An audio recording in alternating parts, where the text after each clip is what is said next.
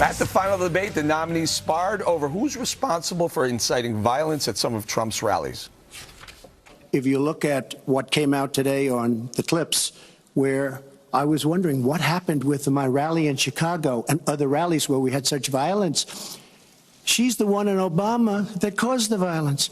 They hired people, they paid them $1,500, and they're on tape saying, be violent, cause fights, do bad things. He incites violence where he applauds people who are pushing and pulling and punching at his rallies. So sad when she talks about violence at my rallies, and she caused the violence. It's on tape. Trump was referring to an undercover tape by Project Veritas that exposed Democratic operatives discussing plans to cause trouble at his events, including a man named Robert Creamer, a frequent visitor to President Obama's White House. Clinton claims she knows nothing about it, and the head of the DNC tried her hardest to deny and deflect. Look, when you have a convicted criminal sneaking around your office with imposters that try to Are you referring to Bob Creamer, the head of Democracy Partners? No, I'm referring to Mr. O'Keefe in the instance that he has doctored some videos as he's done before. You say that the tapes are falsified?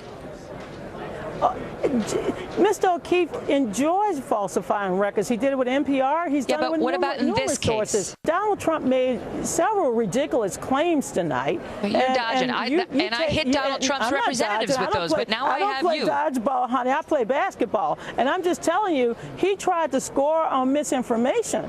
He's trying to score but I have you. on information that was obtained illegally. You say that.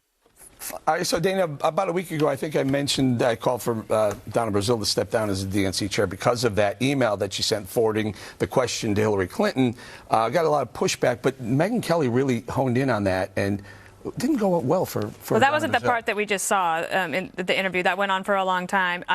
Donna Brazile denies it, but she was willing to come on the Kelly file and answer tough questions about it. What I think is whoever hired these people to go and incite violence for, like, human beings to confront other human beings, like the woman on the oxygen who got punched in the face, and it's planned out. I mean, I don't know if the tapes are edited or not. I take them at face value until we are proven otherwise. But that is just a terrible way to treat human beings.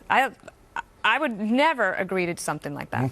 Juan, How dare you? What do you make of this? I mean, the defense is, and we're talking about the accusation that the Democrats paid for protesters to incite violence at a Trump rally. I mean, if that's true and the tapes aren't doctored, it's horrible, right? The question is the only defense, well, those tapes might be doctored? No. I think there are a couple of things to say here, and I've said it to you before.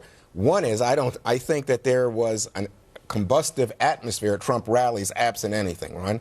Two, I think that you had people like young college kids in Chicago, the scene that we just saw where the young man was being taken off the stage by the police.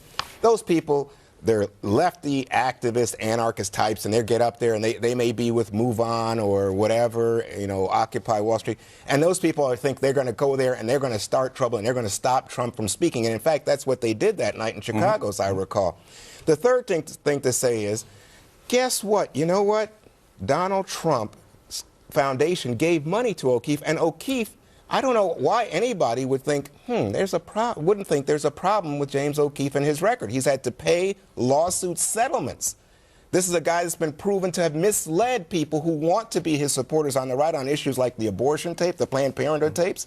Well, so are you I'm again just saying that the defense is they may be doctored? We don't know. Proof of that? We don't know, and he doesn't have a high level of credibility. That's all I'm saying. All right, so Greg, your thoughts on all these controversies? This is again an example of how the right is catching up to the left. The left have had people like Michael Moore for ages.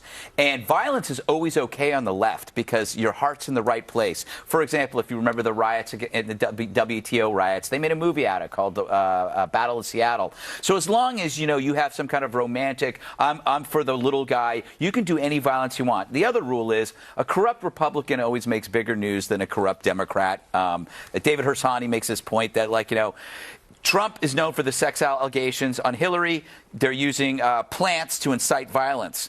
If you would reverse those two stories, and it was the Clintonian sexual allegations, people would make excuses for it, as they already have for Bill, and using plans to incite violence by Trump would be seen as the worst thing that could ever happen in the history of the world. So Republicans are already in the hole because for some reason even the left expects better of us. Isn't that funny? What's the they line? expect better from us. What's the line? If it bleeds, it leads. Well, it's bleeding, and it's not leading anywhere. What's leading is, as Greg points out, Trump's sex allegations, or he said something about contesting elections. Well, I think this was a strong, powerful moment for Trump to bring it up. It looked like Hillary was in kind of shocked disbelief because he made a very broad, strong claim accusing her and the White House, and she did. Well, that's what he did say. He did accuse them. No, but I'm saying, and which was kind of like surprising to accuse and say the White House was directly involved and complicit in this. So that's a very bold statement to make during, a debate like that. When she was questioned later on her plane, she was like, have some food and drinks. I can't get into every one of his conspiracy theories. So that's what we have. But I also think when somebody's accusing of something like that, I thought she should have said something back to defend or say that she had nothing, to do with it.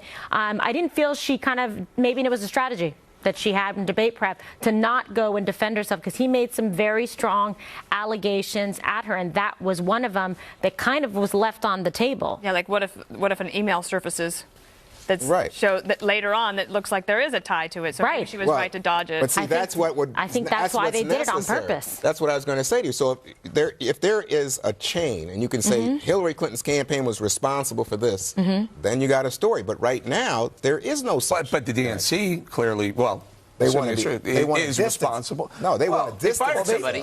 That's right. To distance themselves. Isn't that admitting guilt right there? No. Well, if you fire someone, you're basically saying what's on those tapes must be real, right? No, you're reaching here. They're trying to just keep this at a distance. Am I wrong? And I think if Republicans, if Trump heard that, I would hope that they would get rid of such people. If you fired someone based on what was on that tape, you better be darn sure what was on that tape. Well, you can settle a lawsuit without admitting guilt. So I think you can fire somebody without admitting. All right. We'll leave it right there. Last night, Hillary tried to defuse all those damaging revelations from the WikiLeaks dumps, but Trump wouldn't let them slide. That's coming up next.